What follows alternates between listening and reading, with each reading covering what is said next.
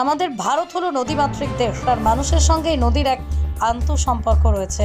সেই সভ্যতার জন্মলগ্ন থেকেই নদীকে কেন্দ্র করে সভ্যতার পত্তন ঘটেছিল, আর নদীকে কেন্দ্র করেই মানুষ তার বসতি স্থাপন থেকে শুরু করে জীবনযাত্রা নির্বাহের পথ খুঁজে পেয়েছিল। কিন্তু সেই নদীকে আজ মানুষ ক্ষতির মুখে ঠেলে দিয়েছে। রায়গঞ্জের উপর দিয়ে বয়ে যাওয়া কুলিক নদী একমাত্র ভরসা রায়গঞ্জবাসীর কাছে, আর সেই নদী এখন মানুষদের কাছে পরিণত হয়েছে নোংরা আবর্জনা ফেলার জায়গা হিসেবে। দিনরাত্রি বিভিন্ন দূষিত পদার্থ ফেলে মানুষ নদীর দম প্রায় বন্ধ করে দিয়েছে। এবার সেই নদীকে স্বাভাবিক করতে নদী পরিষ্কারের উদ্যোগ নিল রায়গঞ্জের স্বেচ্ছাসেবী সংগঠন আত্মীয়। রবিবার সকাল থেকে এই সংগঠনের সদস্যরা মিলে নদীর যে সমস্ত জায়গা আবর্জনার স্তূপে পরিণত হয়েছিল সেই সমস্ত জায়গা চিহ্নিত করে তা পরিষ্কারের উদ্যোগ নেয়। তবে প্রশ্ন উঠছে যে নদী কৃষিকাজ, শিল্প অঞ্চল, ধর্মীয় স্থান, নগরায়ন, জীবিকা নির্বাহের বিকল্প পথ ইত্যাদি বিভিন্ন সুযোগ করে দিয়েছে। সেই নদীর সাথেই আজ মানুষ কিভাবে এমন অন্যায় করছে?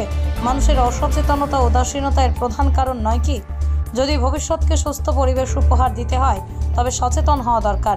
প্রয়োজনে কঠোর আইন এবং সেগুলো বাস্তবায়নের জন্য প্রয়োজনীয় সংকল্প করা দরকার। তবেই আর নদী পরিষ্কারের কাজে হাত লাগাতে হবে না। নদী নিজেই বন্যা মৌসুমে নিজেদের পরিষ্কার করবে।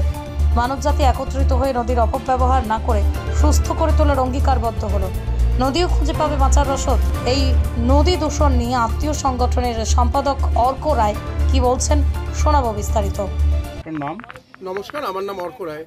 কোন সংস্থা থেকে আপনারা এই ঘাট পরিষ্কার করছেন? আমরা রায়গঞ্জ আত্মীয়র পক্ষ থেকে আজকে এই ঘাট পরিষ্কার করছি। কেন এটা করতে ইচ্ছুক হলেন আপনি? আসলে আমরা বিভিন্ন সংবাদপত্রে দেখতে পাচ্ছি, বিভিন্ন চ্যানেলেও দেখতে পাচ্ছি যে রায়গঞ্জের যে কুলিকের অবস্থা খুব খারাপ। বিশেষ করে রায়গঞ্জ মিউনিসিপ্যালিটি এরিয়াতে যেটুকু আছে এটা তো নষ্ট করেছি আমরাই, মানুষরাই করেছি, রায়গঞ্জবাসীই করেছি। সেজন্য আমরা একটা ছোট্ট পদক্ষেপ নিলাম। এটা একটা প্রতীকী পদক্ষেপ যে এর মাধ্যমে আমরা কুলিক পরিষ্কার করে মানুষরা বার্তা দিচ্ছি যে আমাদের রায়গঞ্জের লাইফলাইন কুলিকের অবস্থা কতটা খারাপ। এটাই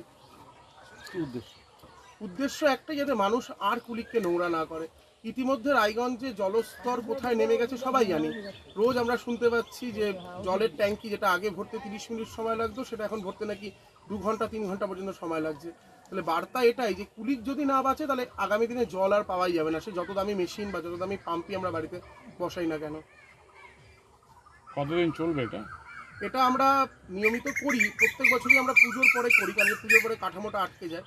এই বছর গ্রীষ্ম গরমের সময় প্রথম আমরা এই পদক্ষেপ নিয়েছি। আশা করছি 3-4 দিন তো আমরা চালাবই। আমাদের পরিকাঠামো খুবই কম আর সামর্থ্যও খুব কম। এটুকু দিয়ে যতটুকু সময়, এটা সেটা প্রতীকী পদক্ষেপ। গোটা নদী পরিষ্কার করার সামর্থ্য তো আমাদের নেই। কারা কারা আছে এখানে? আমাদের সংগঠনে অনেক সদস্যই রয়েছে। আছে বলরাম ভাই, বিশু আছে, সুদীপ, প্রিয়া, এদিকে প্রিয়াস, অনেকেই আছে আজকে উপস্থিত হয়েছে। অন্যান্য সংগঠনকে কি বার্তা দেবেন তাহলে? আমরা অন্যান্য সংগঠনকেও বার্তা দেবো যে আপনারাও এগিয়ে আসুন। আপনারা সবাই মিলে যদি আমরা একসাথে করতে পারি তাহলে নিশ্চয়ই কুলিককে আমরা আবার আগের অবস্থায় ফিরিয়ে দিতে পারবো। কিন্তু মূল বার্তাটা থাকবে রায়গঞ্জবাসীর কাছে যে আপনারা দয়া করে আর কুলিকে নোংরা ফেলবেন না। কুলিক আমাদের সবার, এটাকে রক্ষা করার দায়িত্ব আমাদের সবার। এই জায়গাটাকে বেছে নিলেন? এই জায়গাটাকে বেছে নেওয়ার কারণ হচ্ছে এই জায়গাটাতে মানুষ বিভিন্ন ধর্মীয় কাজগুলো করতে আসে। আমরা দেখতে পাই বিয়ের অনুষ্ঠান, মুখে ভাত, তারপরে শ্রাদ্ধা অনুষ্ঠানের সময় এখানে আসে। তো আমরা যখন এখানে বিকালবেলা করে ঘুরতে আসি ব্রিজে, তখন দেখি যে এখানে বিয়ের অনুষ্ঠানে আসলে মানুষ ঠিক মতনভাবে নিজেদের ধর্মীয় আচার অনুষ্ঠানও পালন করতে পারছে না। এই জন্যই আমরা এই ঘাটটাকেই বেছে নিলাম। রায়গঞ্জ থেকে প্রণব কুমার দেবনাথের রিপোর্ট এবং শান্তনু চক্রবর্তীর রিপোর্ট, পশ্চিমবঙ্গ সংবাদ। Wait, so this was your wedding look? Oh my God, Tammy, you look pretty. Dhaka থেকে যখন আইছিলাম এ হগল আমার মা আমারে পরায় দিছিল। It's so authentic, Tammy. I will go for this look. But what about my goina? সাদা রঙের রুমালটিতে গোলাপি রঙের কাজ, সব মিলিয়ে দারুণ হবে নতুন কনের সাজ। আমার গয়না আমার শ্রী ঢাকা জুয়েলার্স, আভিজাত্যের গয়না। নার্সিং কলেজে ভর্তি চলছে। জিএনএম ও বিএসসি নার্সিং কোর্সে ভর্তি চলছে Raiganj nightingale institute of nursing science কলেজে। ভর্তির জন্য বা বিশদ জানতে যোগাযোগ করুন 8101007058। ঠিকানা গোবিন্দপুর, মিরুয়াল, রায়গঞ্জ, উত্তর দিনাজপুর। সরকারি চাকরি পাওয়ার একমাত্র সেরা প্রতিষ্ঠান 22 institute of competitive exam centre. আপনিও কি সরকারি চাকরির পরীক্ষার প্রস্তুতি নিতে চান কিন্তু পাচ্ছেন না সঠিক পথ নির্দেশক? তাহলে আর দেরি না করে এক্ষুনি যোগাযোগ করুন 22 ইনস্টিটিউটে। আপনার সাফল্যের চাবিকাঠি অপেক্ষা করছে এখানেই। 22 ইনস্টিটিউটে অভিজ্ঞ শিক্ষকদের দ্বারা ছাত্রছাত্রীদের সরকারি চাকরির লিখিত পরীক্ষা, দূর, ইন্টারভিউ এবং মেডিকেল টেস্টের আদর্শ প্রস্তুতি দেওয়া হয়।